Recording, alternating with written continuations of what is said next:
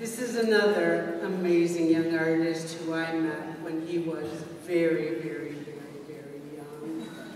And watching Shaun grow into this extraordinary individual has been one of my greatest joys and pleasures and honors. When I first met Shaun, he was already singularly devoted to understanding every aspect of his Puyallup and Qwalsius ancestry and culture. And Shaun spent many, many hours with his grandmother, and he was eager to learn everything that she could teach him. And just watching Shaun process every step of his development as an artist has been such a delight. He has learned all the stories, the mythologies, and he's constantly drawing and sketching. He's had some extraordinary mentors, and then I've also loved watching Shaun use his left brain and right brain. He always shows up at the gallery with the latest amazing technology, and Shaun's mutual love of technology and art and culture. He has synthesized this into himself, and it's just been an amazing thing to watch. Now, those of you who live in Seattle, watching the development of the new Seattle waterfront has been an infrastructure. I just am so blown away. I love walking the waterfront and watching the different stages of removing the old seawall, building the new seawall, taking down the viaduct, tunneling through. And we are poised to have the most extraordinary waterfront in America. There's going to be, from right here where we're standing, all the way up to Pike Place Market, a boulevard and a beautiful gardens and parks all the way up to Pike Place Market. And for me, the crowning glory of Seattle's new waterfront is going to be a monumental sculpture by who other than Shaun Peterson. Such an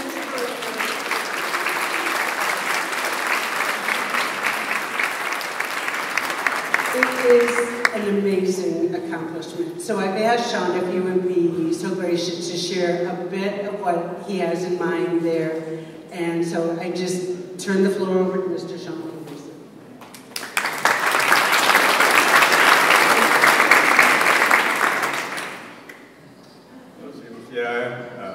Qwalsius teachta Puyallup. Thank you all for coming today. My native name I want to acknowledge is Qwalsius. Some people ask how that's said when they see my work labeled that way. And one of the things that,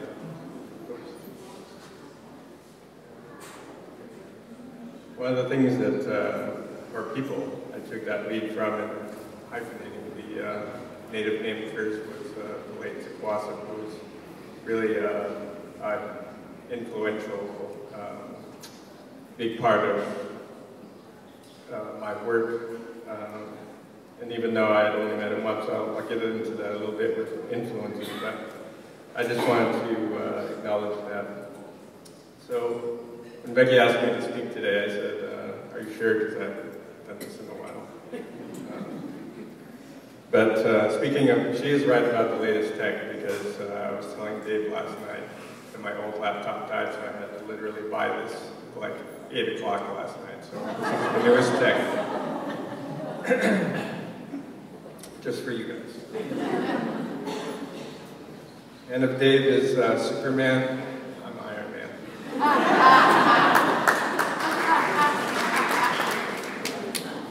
So this is 40.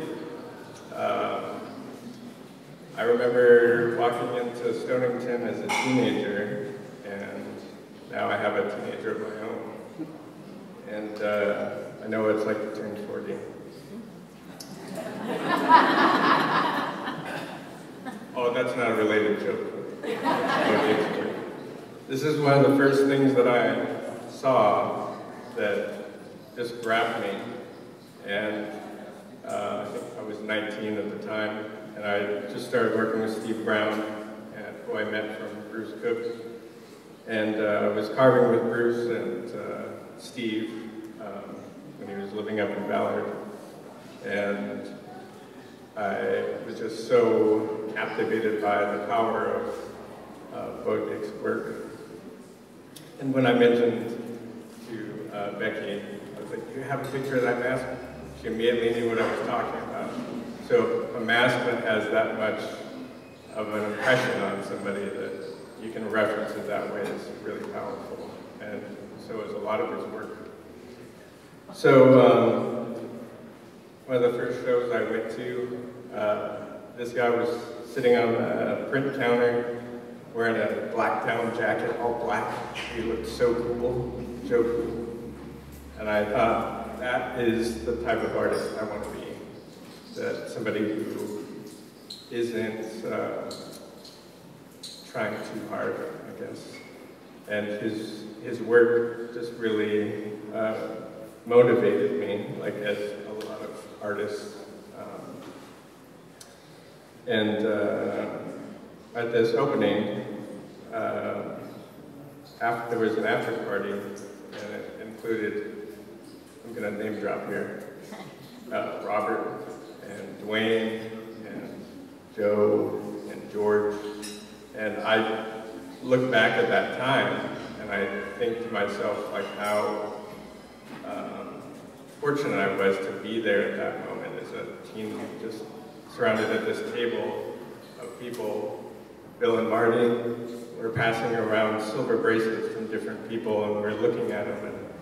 And 1978 Steve Brown, or at Art Thompson, 1981, and it was just getting to hold these and be with that table of artists.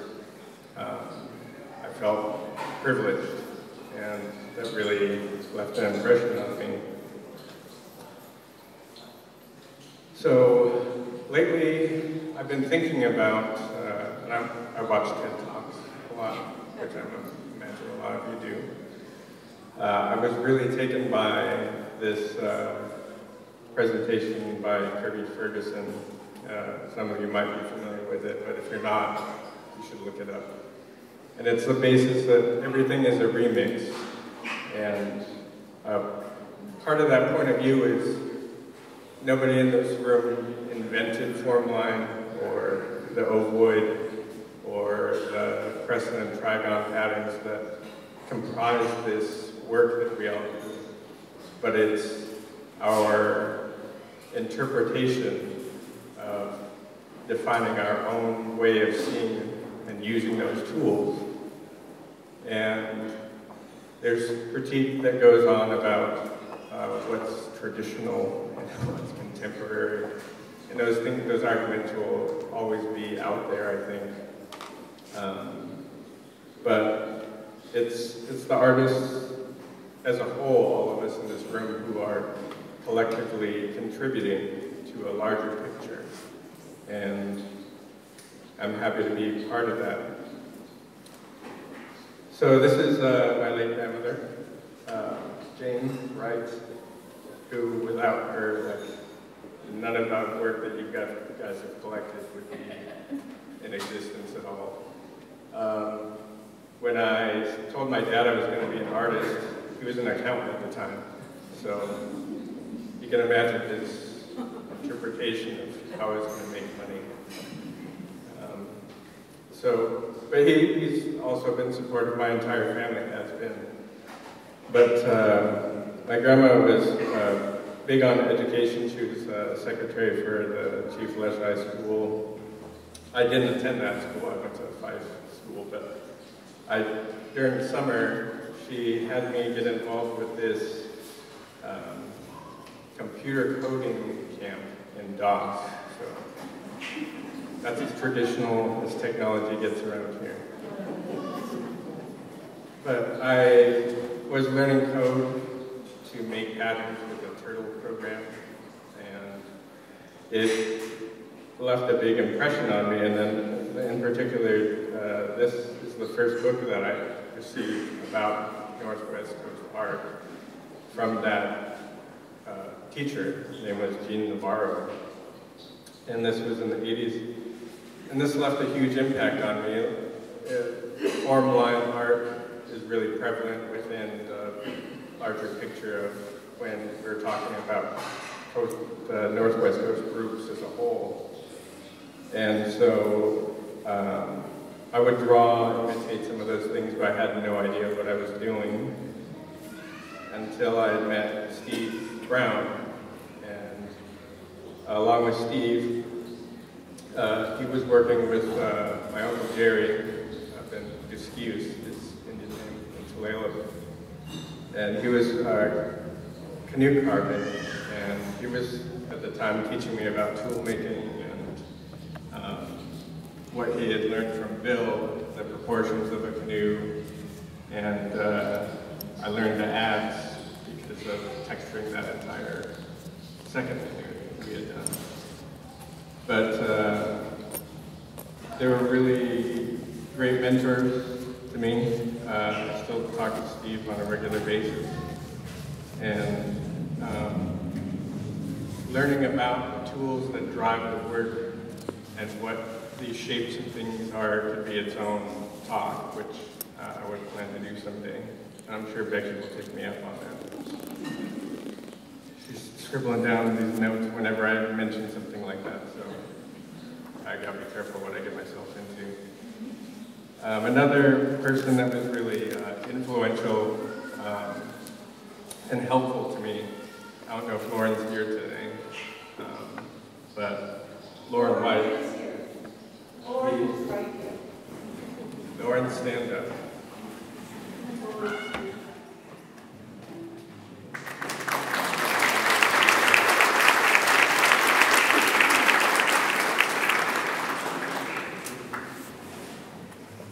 I've been working with Steve for probably 6 to 8 months, somewhere in there, not quite a year. And I got invited over to work on some stuff with Steve at Lauren's place. And they said, yeah, come by anytime. And then between him and Lane, they were always helpful. At the time, I was living in a tiny studio apartment in Tacoma downtown, and I was kind of crazy enough to pursue this full time and make it my occupation. And I could show up at 2 in the morning, and those guys would be carving. And I learned quickly that I could be there at 3 in the morning and 4 in the morning, whenever, and I felt like this is my place, and these guys get me.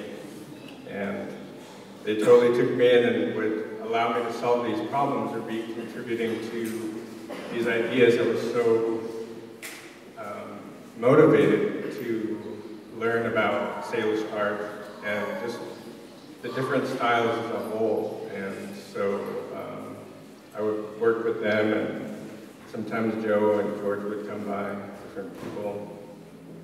But they were great and so supportive, so I'm thankful for them.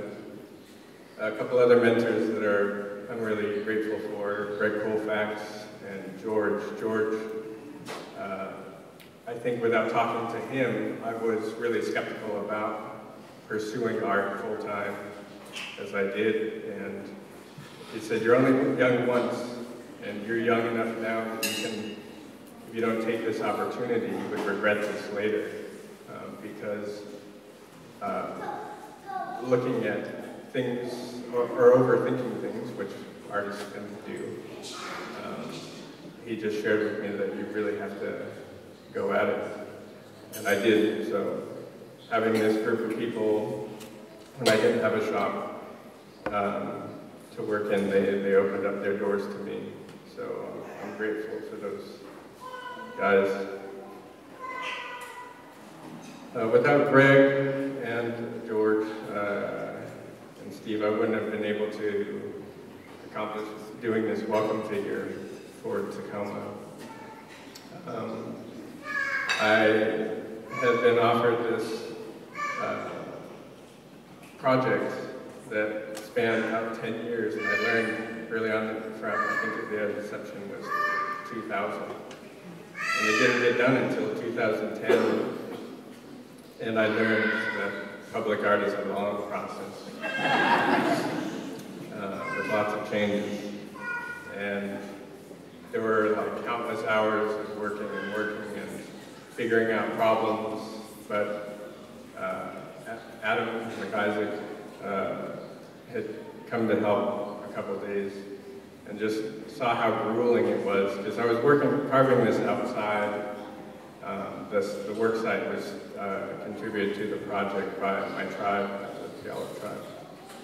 But, so at one point we were working in 102-degree weather, and then I remember carving one day when it was 12 degrees, which I didn't carve long that day, but I thought I want to be able to tell people I carved in 12-degree weather. And I had to try it, but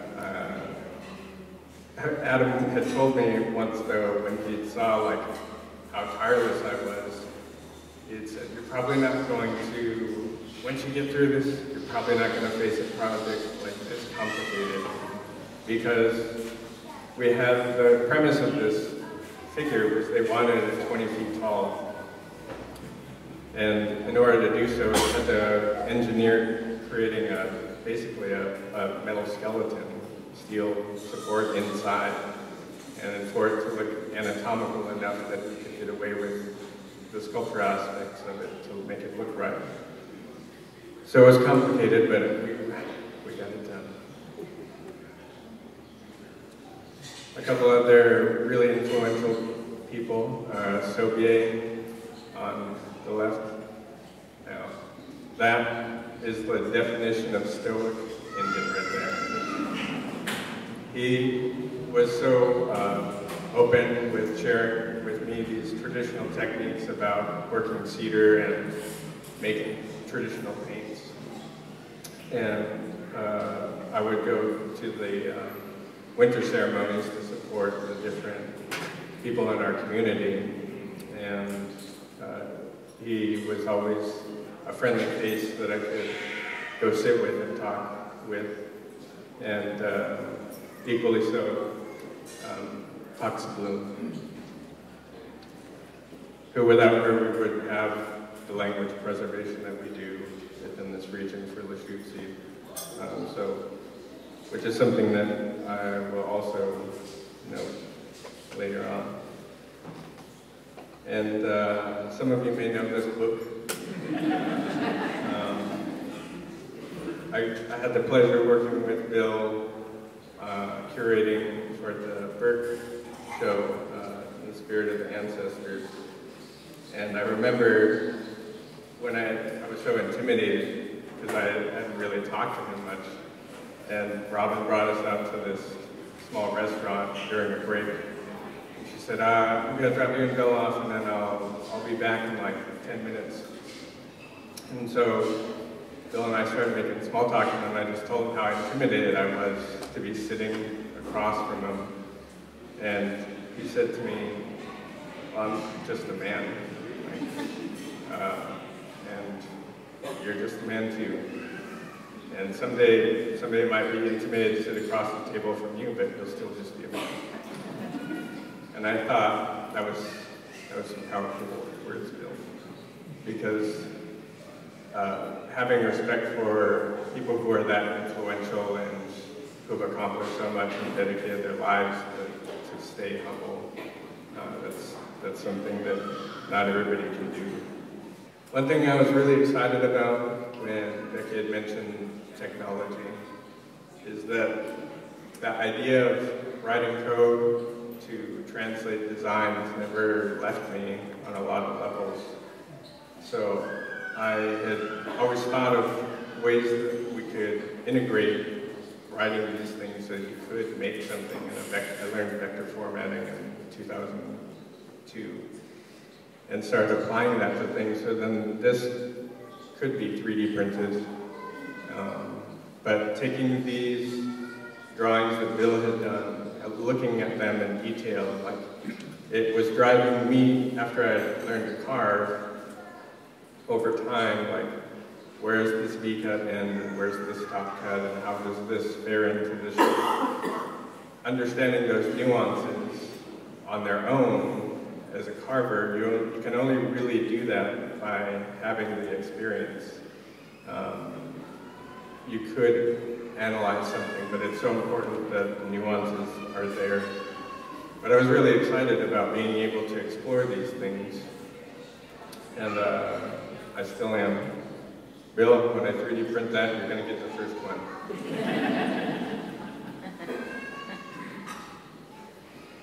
So this is Chief William Shelton and Joseph Hilaire.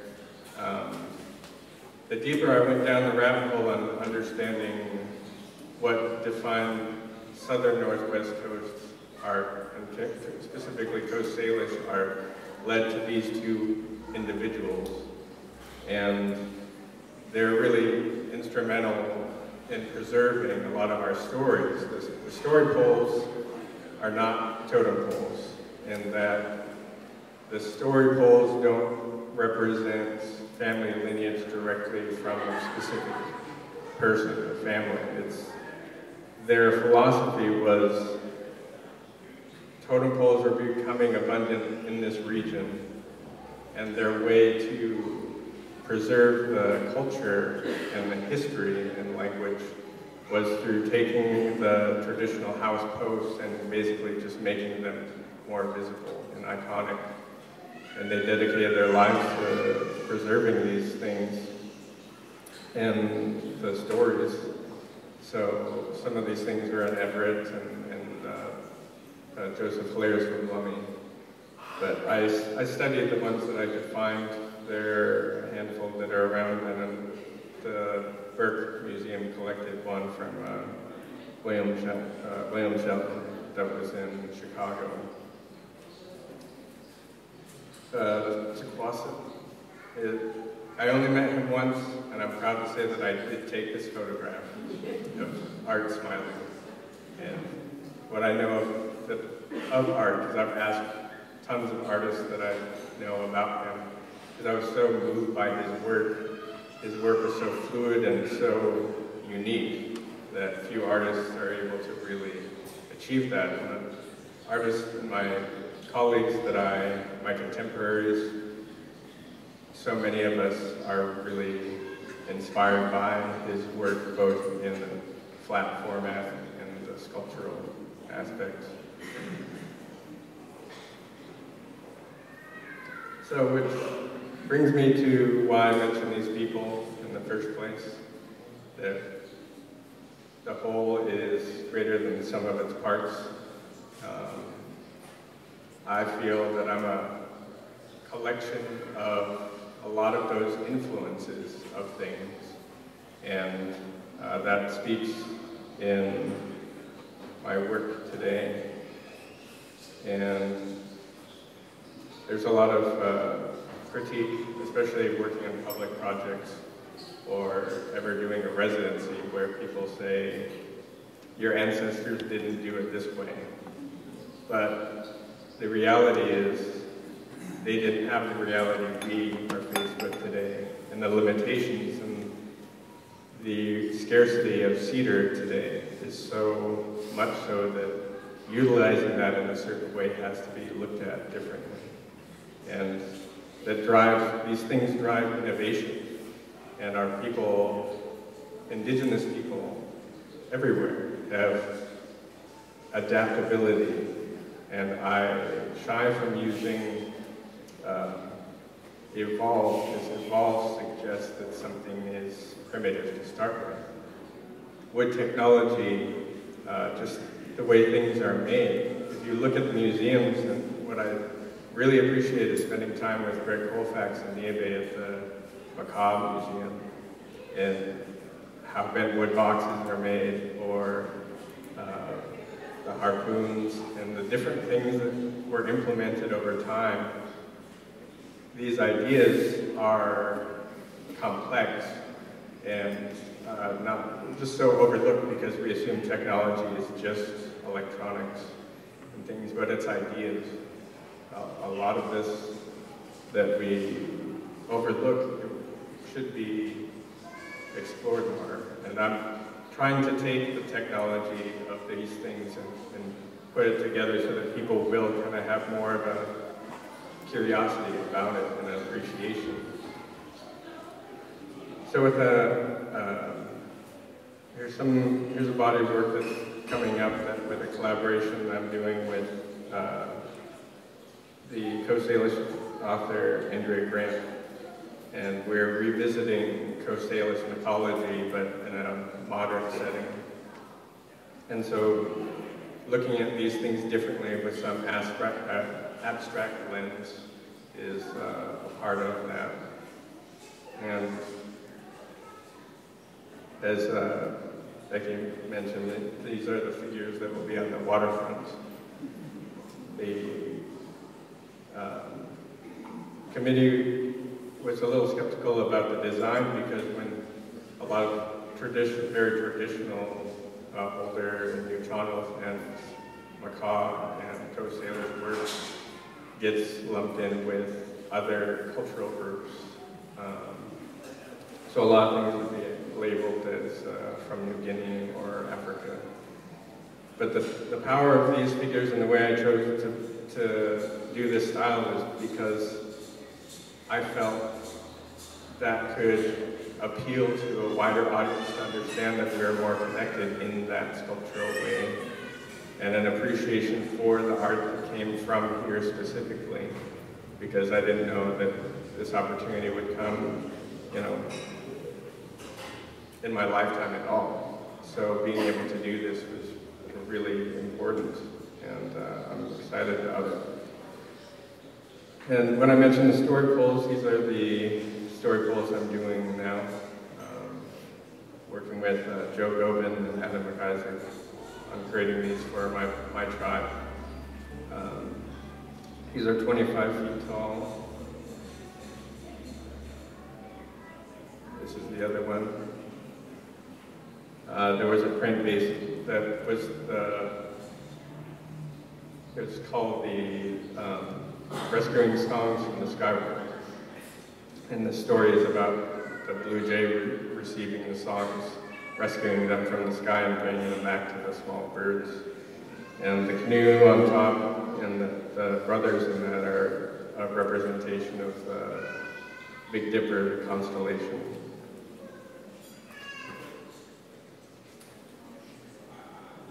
So this is Thunderbird that's in progress now that I'm working on. That's also part of a bigger project.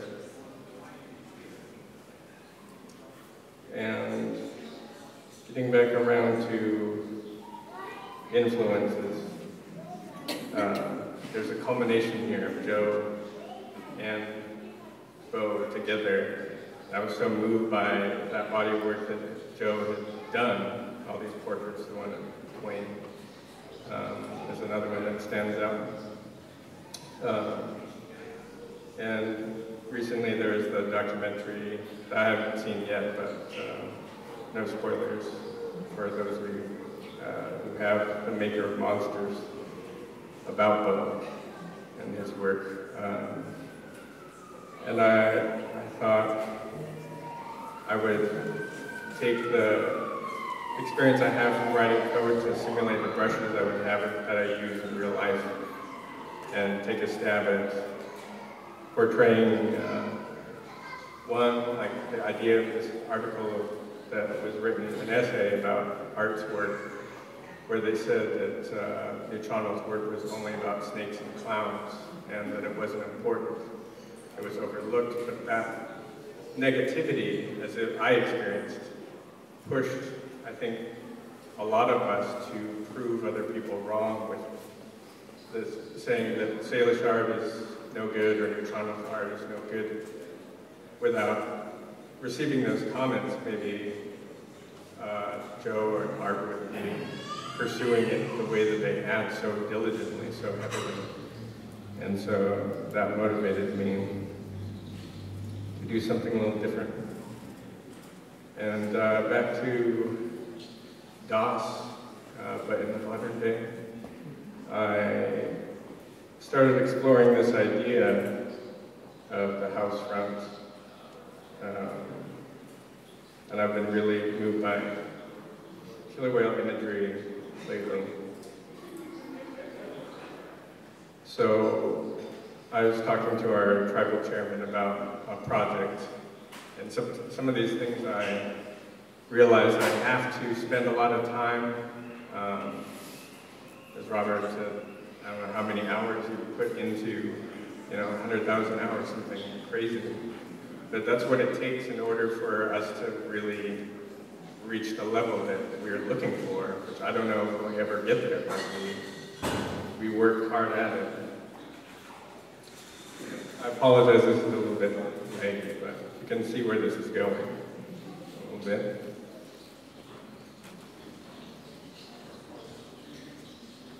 So it's taking this concept and trying to translate something that can communicate something really powerful, that I could draw it on paper and still images all the time, but being able to animate something that I want to show people and getting to the degree where I can do VR to show somebody this is what a big house would be like in here and walk them through that, literally. And so, as of last night, after I got this set up, this is the final render, one of them anyways, for this dream house that I call Kaya's, Kaya and his grandmother in the Shooksy. So with that, I want to thank you all for coming.